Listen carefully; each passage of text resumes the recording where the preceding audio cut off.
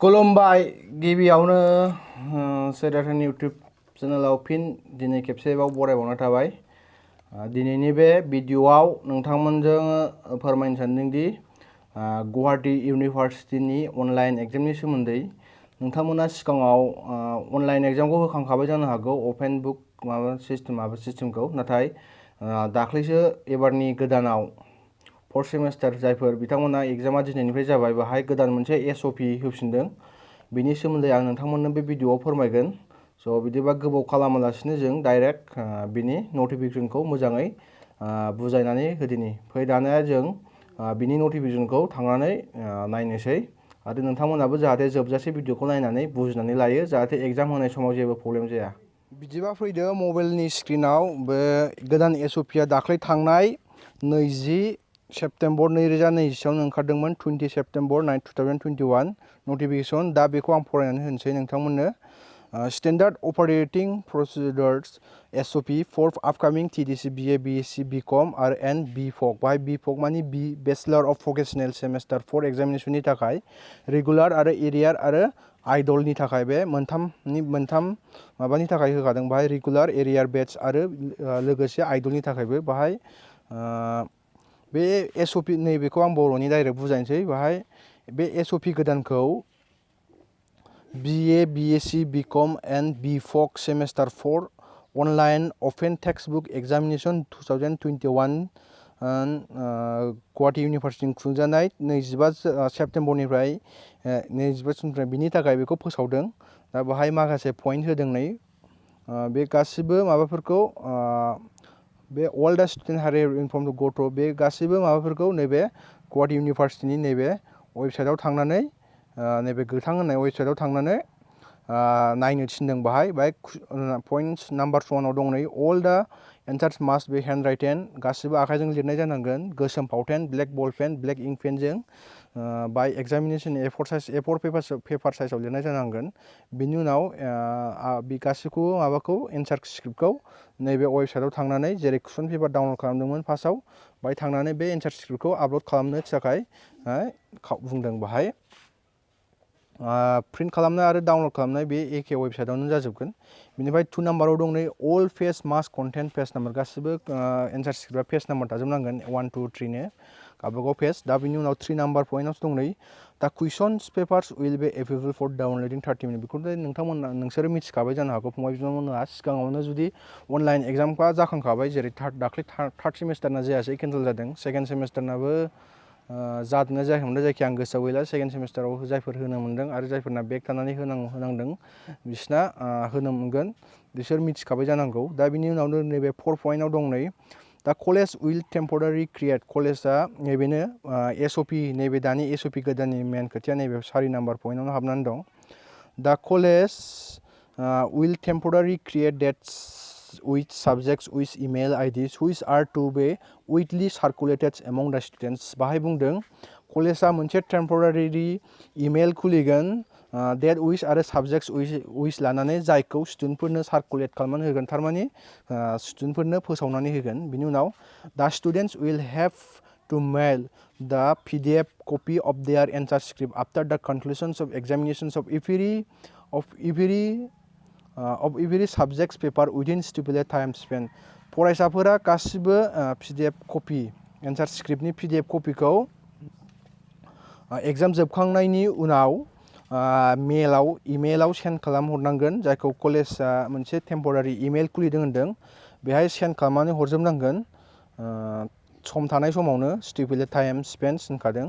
बिनि उनाव after the end of the entire schedule of the examination students will have to submit all the original hard copies of answer scripts of every subject paper to the college authority within the schedule times for submissions in a single fact clearly mentioning the roll number, subjects, paper titles, paper code and semesters on the outer sides of the envelope।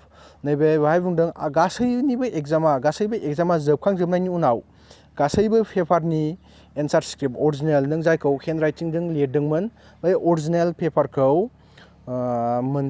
गासैखौबो ज' खालामनानै, बेहायथ' paper code, subject आरो रल number, paper title, बे semester बे गासिबो paper माबायाव लिरनाय थाखादों बेखौ एक्सट्रा स्टेपल मारि जोबनानै ज' खालामनानै मोनसे इनभेलप गिदिर दं A4 पेपार साइज सोग्रा बेखौ दा दसे उनाव देखायगोन नोंसोरनो बेहाय ज' सोनानै बे इनभेलपनि सायाव roll number subject paper title paper code आरो सेमेस्टार बेखौ लिरनानै इनभेलपआव सोनानै बेखौ कलेजाव साबमिट खालामनांगोन बे खोथाखौ बाहाय बुंदों नैबे 4 नाम्बार पइन्टआवनो ना बिनिफ्राय 5 नाम्बार पइन्टआव फैदो नै detailed instructions to the college authority regarding the evaluations of answer scripts will be notified.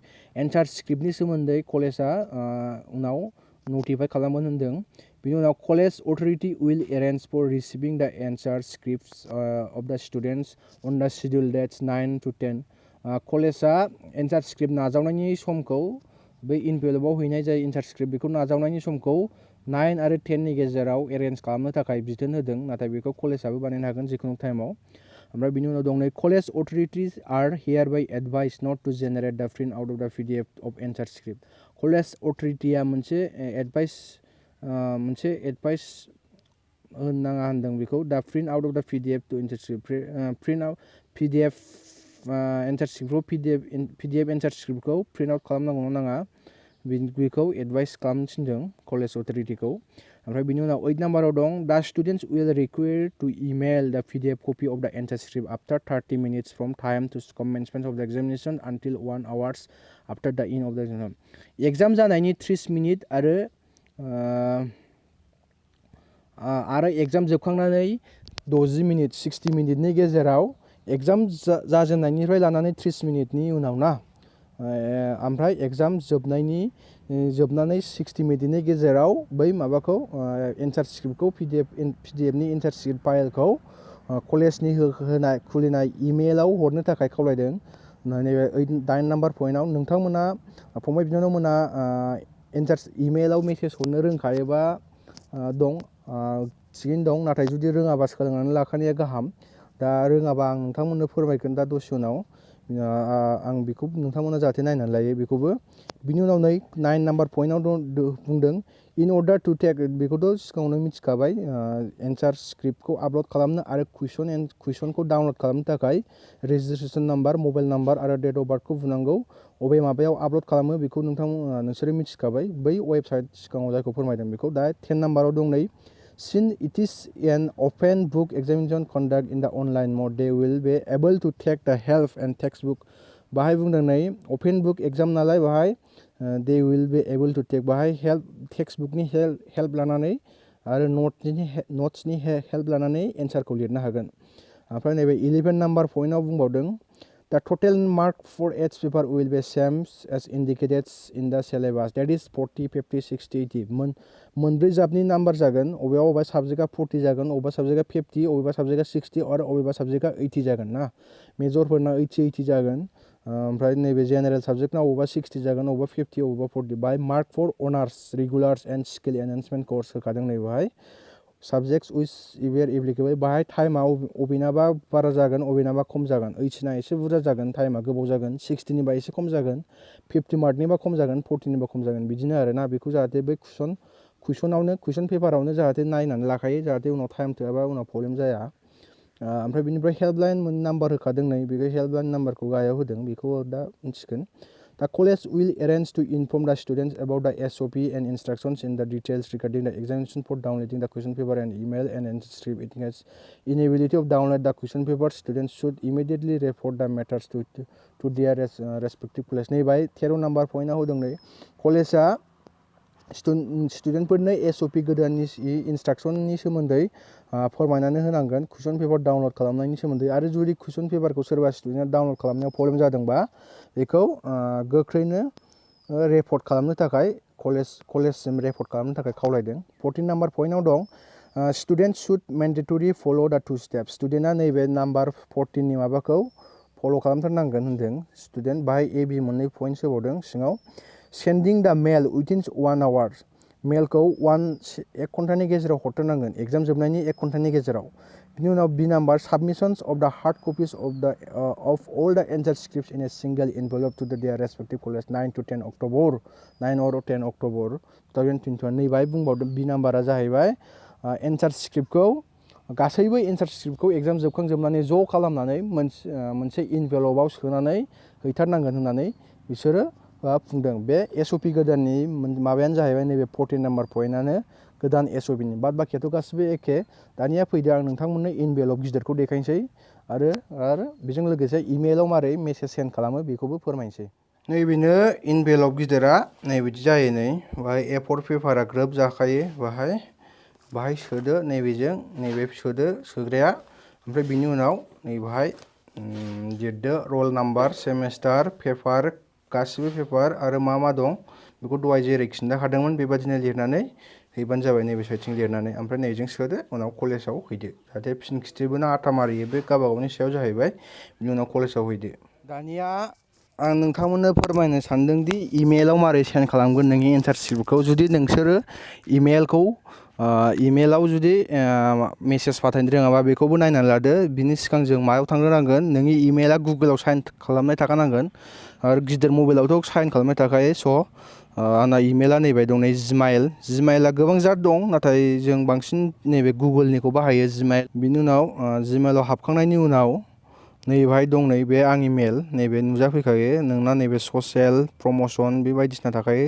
नों जुदि मेसेज सेन्ड खालामदोंबा नैबे सेन्डआव नुगोन आरो सेन्ड खालामाखैबा नुगोन। जुदि नोंनि मेसेजआ नुजायाखैबा नैबे अल मेलाव होनानै गासिखौबो नायनो हागोन। नैबे आंना फ्लिपकार्टनिफ्राय फैनाय, नै जेरै बे फेसबुकनि फैनाय, बे नैबे मोनसे आधार कार्ड हरनाय आरो नैबे गुगोलनिफ्राय फैनाय बायदिसिना आरोना। मेलखौ नुखायो सोरबा हरनाय, नैबे आंनो ब्रह्म आंनि मेलाव मेसेज हरनाय बेखौ नुगोन।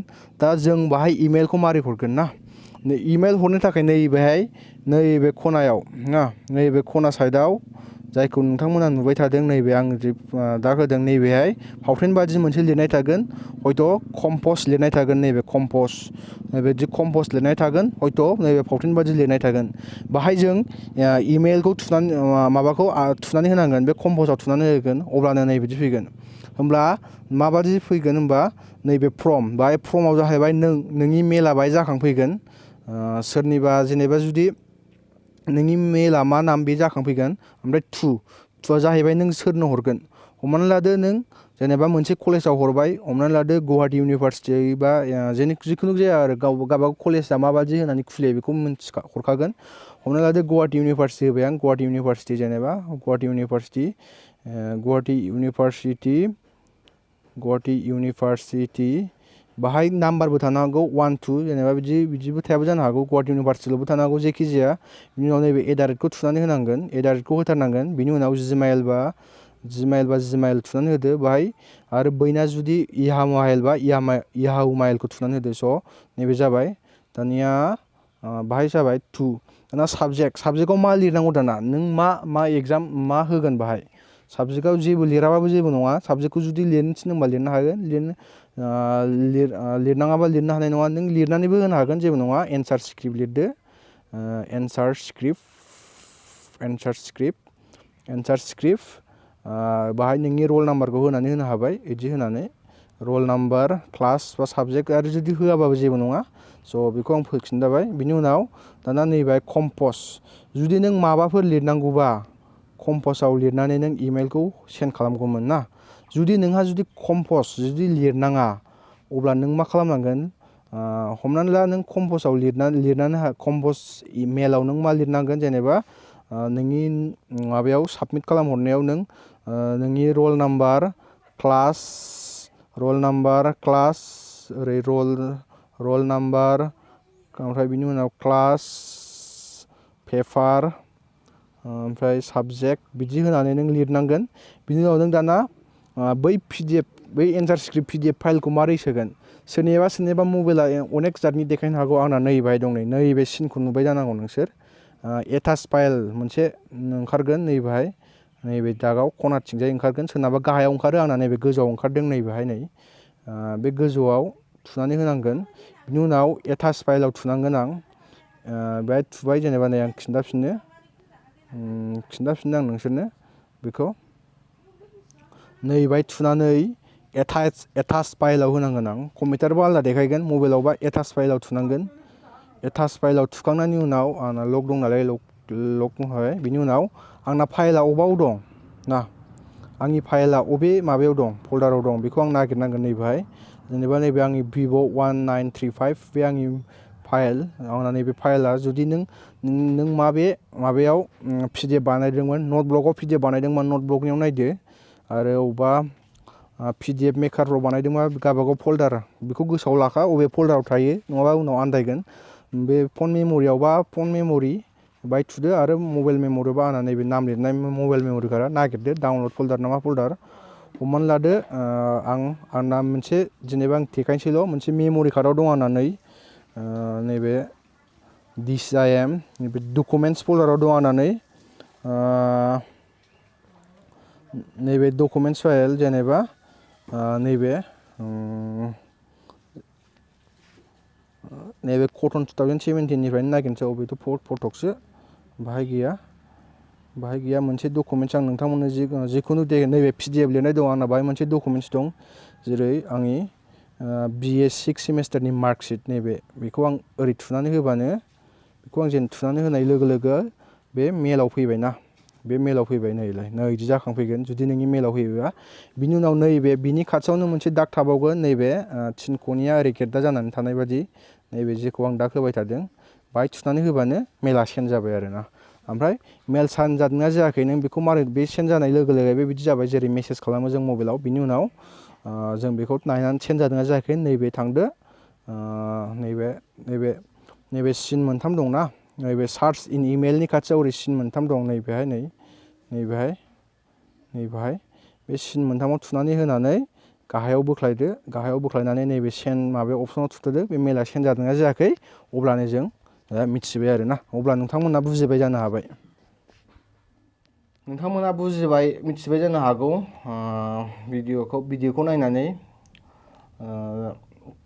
माबायदि होनांगौ माबायदि होनाङा आरो माबायदि सेन्ड खालामहरनांगौ बिसोर गासिखौबो नोंथांमोना मिथिजोबखाबाय अब्ला भिडिअखौ गोबाव खालामला बेखिनियावनो भिडिअखौ फोजोबनोसै नोंथांमोना जुदि भिडिअखौ मोजां मोनोबा लाइक शेयार आरो कमेन्ट्स खालाम लोगोसे माबाफोर बुजियाखैबा कमेन्ट्सनि गेजेरजों सोंहरनो हागोन आरो चेनेलखौ जाहाथे साबस्क्राइब खालामनानै लायो जाहाथे आंनि गोदान भिडिअआ नोंथांनियाव गिबिसिन सहैयो एसेनोसै गोजोन्थों